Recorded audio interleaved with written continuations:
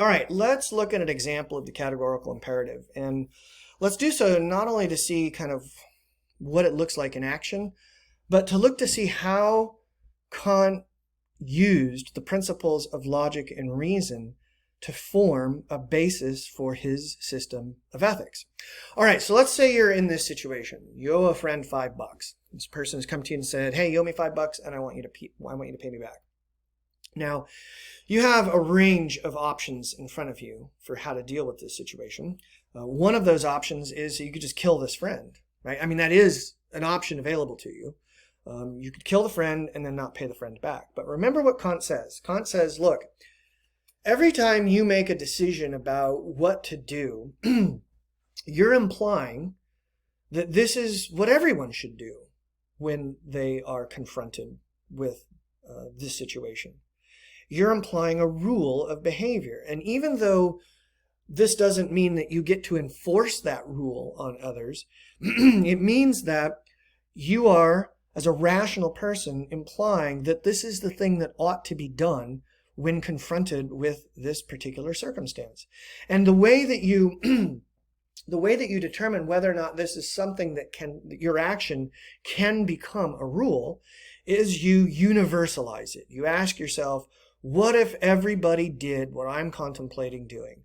What would happen? So in this situation, Kant would say, well, universalize this. If you think in this situation you ought to kill this person you're indebted to, translate that to a rule and see what happens.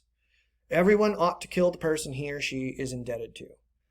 All right, if that becomes the rule, if in fact everybody relies on that rule when they're in this circumstance of debt, then very quickly what happens is everybody who's made a loan is dead, because all the people that were indebted in this thought experiment, all the people that were indebted to them applied the rule, everyone ought to kill the person he or she is indebted to, and now there's nobody who's given a loan. And there's probably not anybody who's ever going to give a loan, right? Because to do so is a death sentence if this is the rule. So what Kant would do is say, well, this is obvious that this action that you're contemplating is an illogical one. It's an irrational one, because the rule that you're relying on defeats the situation the rule is intended to help you navigate. It's illogical. And therefore, if you were to do this thing, for a variety of reasons, but one here being, if you were to do this thing, you'd be sacrificing your own dignity as a reasonable, logical creature by doing something that is inherently illogical. So Kant might say, like, move on, choose another option. And you say, like, all right, I'm just going to lie. I'm going to tell my friend, I paid you that $5 at the brewery last weekend. You were just too hammered to remember. So again, this implies a rule. When we're in debt, everyone ought to lie to the person that we're indebted to. But of course, if everyone is always lying to the person that we're indebted to, then the truth becomes really elusive, and it becomes difficult to even converse with one another. And you can see this kind of in this cartoon here, where you have this one person saying, "Pardon me, sir, what's the law of the land here?" And this person says, "Always lie. I mean, never lie. What do you say?" And then you have this cop coming up over here. "All right, buddy, you're under arrest for breaking the law." I mean, you're not under arrest. So again, if everyone always lies, then the truth becomes so slippery that communication becomes pointless. And if communication becomes pointless, we're not going to be able to offer loans that we would then be called to repay. So another possible action maybe we consider is we just steal the money from somebody else and use that to repay our friend. And again, you universalize it. What if everybody always steals? Well, if everybody's always stealing, then all the goods are constantly changing hands from other people. Or I'm sorry, that's the wrong way to say that. All the things that are owned are being shifted into the hands of other people kind of constantly. And you can see this up here in this cartoon where you have people just constantly taking things from one another. Well, if people are constantly taking things from one another, then nobody owns anything at any given time. And if nobody owns anything, there's nothing to steal. And again, we find ourselves back in this sort of logical loop-de-loop where it's not that the world becomes unpleasant. It's that the rule universalized becomes illogical, or demonstrates its illogical nature. What if we did this? We just paid the damn debt back. Okay, universalize that. Everyone ought to pay his or her debts with the resources he or she rightfully claims ownership of. What would happen if that became the rule that not only we thought applied to everybody, but also that everybody actually used when in debt? And we'd say, well, nothing happens. Everything kind of chugs along merrily. People make loans, people get indebted, people pay back those debts, and everything seems to work fine. There's no logical contradiction here. So Kant would say this is revealing a couple of categorical imperatives. Never steal. Always pay your debts back with the money that you claim ownership of. Never lie, right? These are things that can't be done because they take us into a world of irrationality and illogic. And that's sort of sacrificing our own human dignity, right?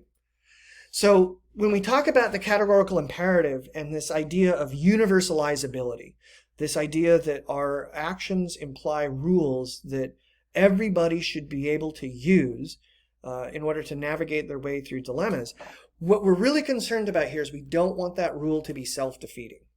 A rule is self-defeating when the inherent qualities of the action itself, its nature, can't bring about the intended results. Okay, so the clearest example of this is the rule, kill the person you're indebted to, can't bring about the result of allowing loans to continue to be made and people to figure out what to do once they've taken out that loan, because it eliminates the phenomenon of loaning money in the first place. Okay, so that's a good example of a rule that's self-defeating. Okay, a rule or an action is not self-defeating just because it brings about undesirable results, however. Kant is a non-consequentialist. He doesn't care about the consequences of our actions. He cares about the logical integrity of the action itself. So in utilitarianism and in egoism, we didn't care about the action.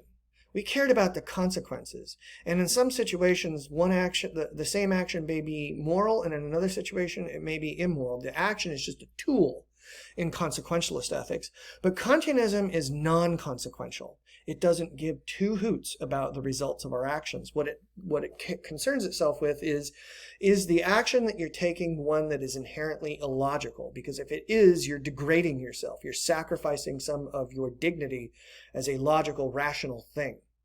Okay? And it doesn't matter if the action, when we do our thought experiment and universalize it and ask ourselves, what would things look like if everybody did what I'm contemplating doing?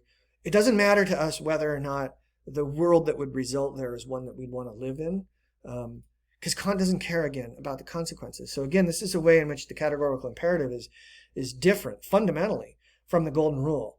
The golden rule says, do unto others as you would have them do unto you, and that's all about desires and passions and wanting a set of circumstances for yourself.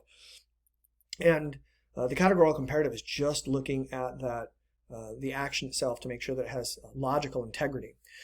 It doesn't have logical integrity if it involves contradiction or if it destroys the situation that the rule applies to. Okay, so you just saw that in a variety of circumstances there. So now you can think about the categorical imperative as it would apply to things like lying, stealing, murdering, promise breaking, enslaving, right?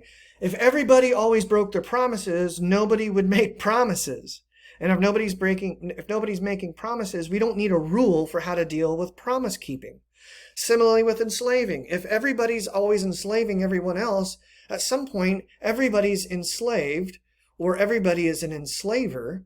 Anyway, it just becomes completely illogical. Okay? So this is the nature of the categorical imperative. It rests on this idea that an essence of what we are, part of our nature as human beings, is our capacity for logic and reason, and that our ethics system needs to be based on that and needs to respect that. And so the actions that we take imply rules that have to be logical.